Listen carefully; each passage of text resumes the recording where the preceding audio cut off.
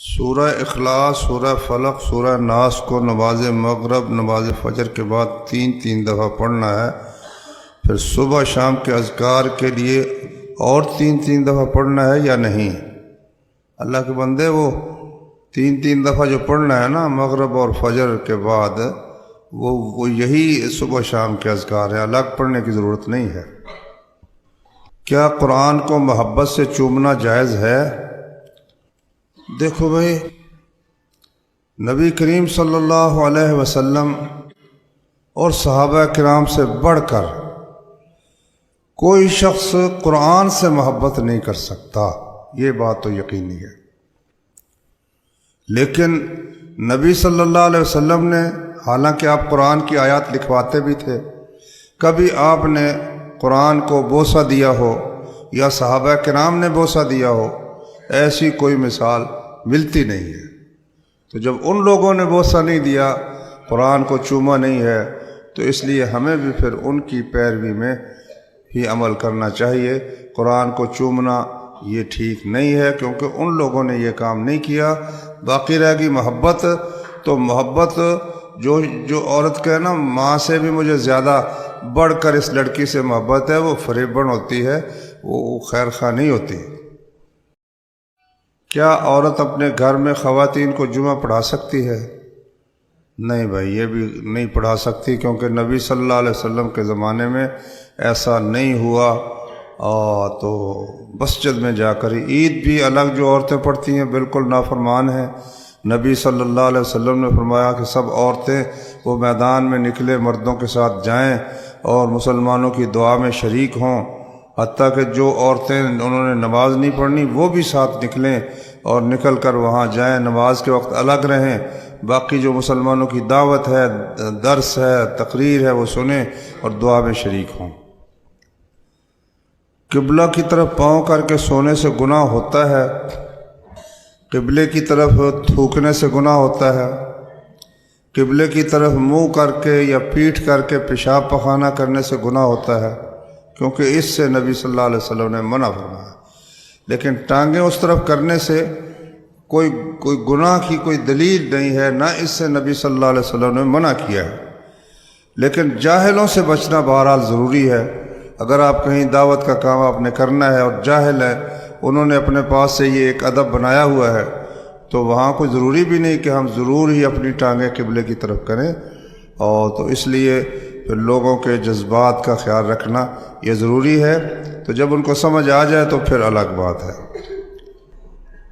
کوئی آدمی فوت ہو جائے اور اس کی عیادت پر جائے، عیادت نہیں بھی تعزیت ہوتی، فوت جو ہونا اس کی تعزیت ہوتی ہے، ایک دن بعد تو ان کے گھر میں بیٹھ کر دعا کرنا جائز ہے؟ اگر جائز ہے تو دعا بتا دیں کون سی دعا ہے، ہاتھ اٹھا کر کرنا جائز ہے یا نہیں؟ دعا تو بھائی جا کر جو کہنا ہے، بھئی اللہ تعالیٰ آپ کے جو فوت ہونے والا بھائی ہمارا، اللہ تعالیٰ اس کی مغفرت فرمائے، اللہ تعالیٰ آپ کو صبر جمیل عطا فرمائے، یہ دعا ہی ہے نا۔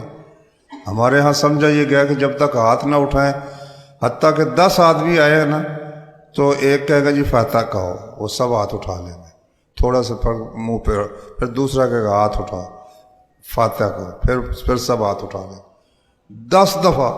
یہ کیا طریقہ ہے بھائی؟ حالانکہ وہ سب موجود ہیں تو ہر ایک اپنی گویا حاضری لگوا رہا ہے۔ یہ جو بھیڑ چال ہے، یہ طریقہ نبی صلی اللہ علیہ وسلم کا نہیں ہے۔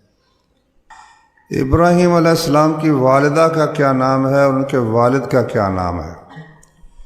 والد کا نام تو قرآن میں ہے نا، وَإِذْ قَالَ إِبْرَاهِيمُ لِأَبِيهِ آزَرَ، آزر ان کے باپ کا نام تھا۔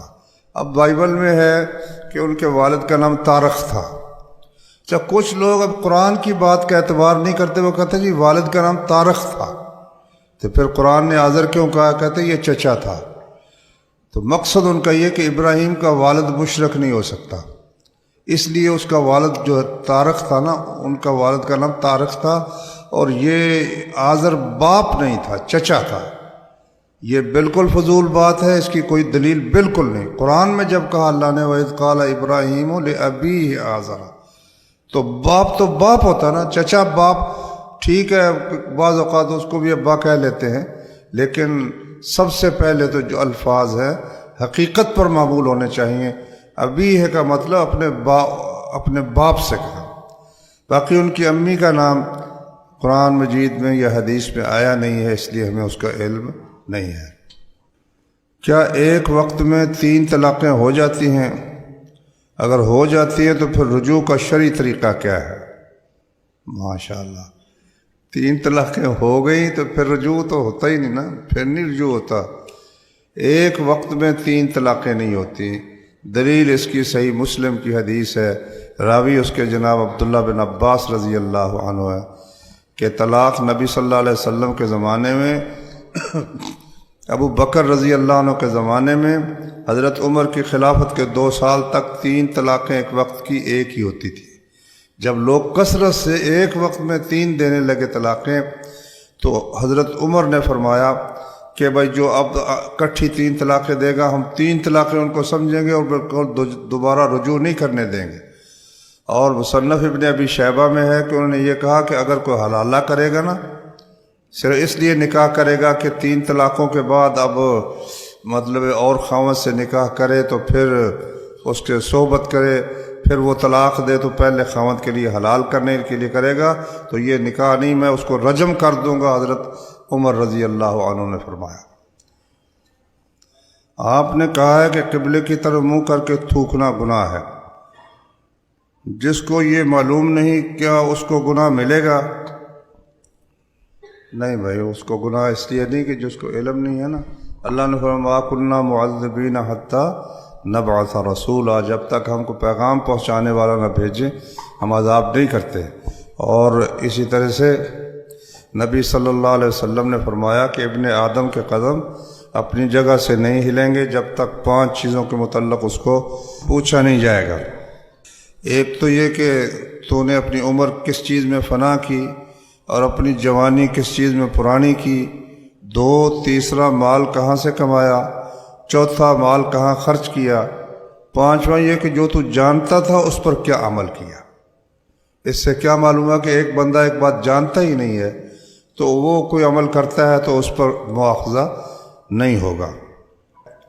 کوئی شخص آیا ہے اور نماز ہو رہی ہے، جماعت کھڑی ہے اور وہ رکوع میں مل جاتا ہے، تو اب اس کی یہ رکعت ہو گئی ہے یا نہیں ہوئی؟ بعض لوگ کہتے ہیں کہ اس کی رکعت ہو گئی ہے۔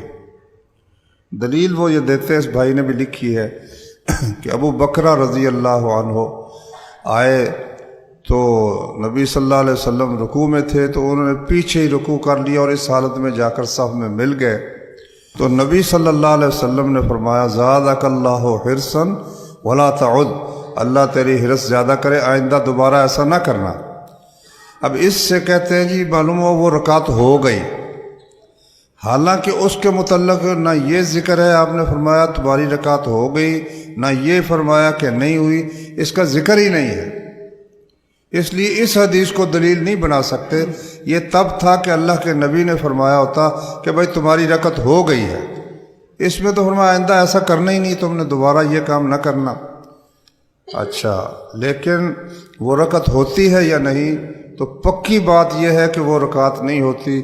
حضرت امام بخاری رحمۃ اللہ علیہ نے اپنی مشہور کتاب جز القرات میں بیان کیا ہے کہ جو شخص رکوع میں آ کر ملتا ہے امام کے ساتھ اس کی 2 چیزیں فوت ہو جاتی ہیں۔